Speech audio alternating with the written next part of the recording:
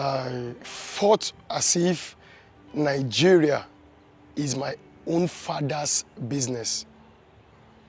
I fought as if the country belongs to me myself.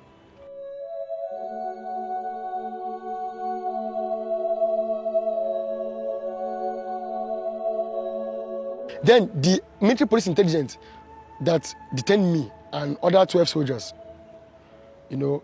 after some times, he brought a form, like statement form, for me to fill. So when the military police intelligence left me in the interrogation room, before he came back, I had already drafted like half of my statement, still about this weapon issue that I've been requesting and all those things. When he came and saw the statement, the next thing he did was he carried baton and started hitting my head with baton under duress that I must put refusal of order in my statement. I said to him, "Sir, please stop hitting me." I said, "Stop hitting me. Why are you hitting me?" Before you know it, I got bruises on my head. I said, "Oh God, no, they hit me." I wept bitterly. Before you knew it, he noticed that I stood on my statement about this weapon issue. What did he do? He had to let me go. I wrote what actually happened about the weapon issue, and then I left. When I entered the cell, my head was aching, bruises everywhere. God, everywhere bruises, inside detention. Why would he be hitting me? So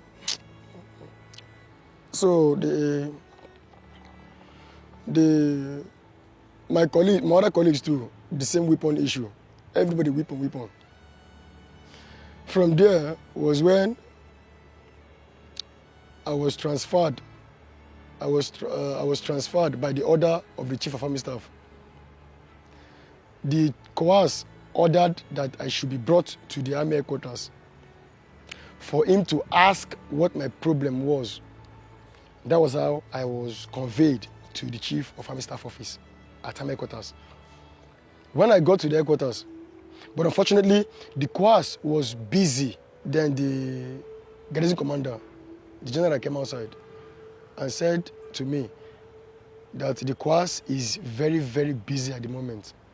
I was so sad that I was not privileged to have that one-on-one chat with the coas because he was busy. So after then, I went back to the detention with my other colleagues. From there and then, they served us paper for court martial and then asked if we had a lawyer. That was when San Femi Falana came in and stood for us to defend us at the court martial. So in the court martial, as the court martial unfolded, as it unfolded, they read the first count charge was conspiracy to commit mutiny. That was the refusal of order, and then mutiny. That charge was so heavy. That charge was nowhere near the request for weapons. So after everything, after the whole court and everything, when the judgment was to come, the court president already said he was going to do justice, so we can go back to Maiduguri and continue the fight against terrorism. A call came from nowhere. When the call came from nowhere, the court president picked the call, and then eventually he changed his voice, he changed his mood. What I heard was, "Yes, sir, yes, sir, yes, sir, yes, sir," because already he wanted to send us back to Maiduguri to continue fighting. That was how death sentence was pronounced on me and my colleagues. When the judgment was pronounced, on that night, it was a terrible night. A night of pain, a night of sorrow, a night of grief.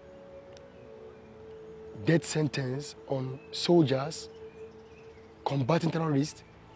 Why? I wept bitterly on that night. The news got to my mom that I was sentenced to death. My mom, I was expecting her to cry. My mom didn't cry. My mom said that the army won't kill us, that the army knows better, that they won't kill us.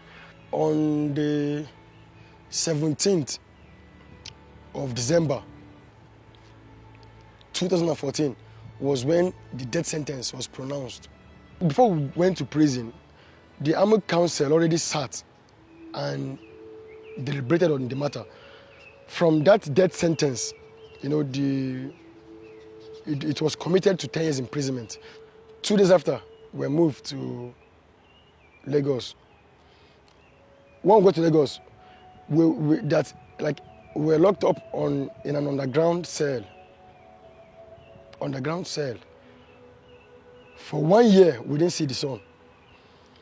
Me, myself, I just used to see if I can be peeping outside to be seeing the sky. Because the sky gives courage. The sky gives hope. Look at the sky, you will get hope. If you're in detention, just look at the sky, there will be hope. 1 year, I didn't see outside in an underground cell. Even as at now, like this, as it is now, I need a therapist because I just left the prison yesterday. I left the prison yesterday on the 17th of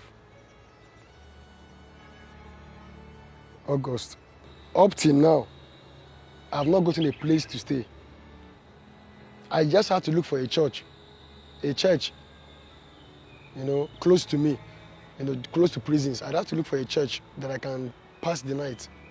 Up till now, I don't even know where I'm going to. I don't even have a place to stay. I'm helpless, completely helpless. 7 years and 13 days is not 7 months. It's not 7 weeks. It is 7 years and 13 days, complete. But I'm still appealing. I'm still appealing to Mr. President. Please. And I'm appealing to the senators. And I'm also appealing to Nigerian Army. Please. I need my pardon letter signed. Mr. President Muhammadu Buhari gave a directive ever since 2015 for us to be released. I was not released though. I wasn't released. I wasn't released at all. I spent the 10 years. So, please, I need my pardon. I have fought for the country. The country should also fight for me. I can't do it alone. I know I've fallen, but I need to rise up again. Please. My husband, being a soldier, they post him from Odogo. Where they post and go, he go marry another woman, leave me and this child. And we are suffering before my child say he will not go to university because if he go finish, he come back, he no go get work. From there, he join soldier before this then. Now, when I heard that he followed those that they did, army said that they will persecute, I no get any hope again for life. That is all. But due to God's intervention, from that condemned to death, they change it for 10 years. From then 10 years, they don't complete it and come out. I give God the glory. But now, nothing. His father, as he left me, he didn't ask. He didn't say, where you and your son there, up till now. So I begging Nigeria make they help me to give am something to do. I thank God that they didn't kill am for the Boko-Haram, because when is that place, I didn't eat, I didn't drink. But I thank God for his intervention. My pikin come back like, but I didn't get anything to establish him because army didn't pay him anything. They didn't pay anything. That is the reason why I'm begging Nigeria to help me, to put us somewhere, to work, or to assist us for chop. Make we see food to chop yet.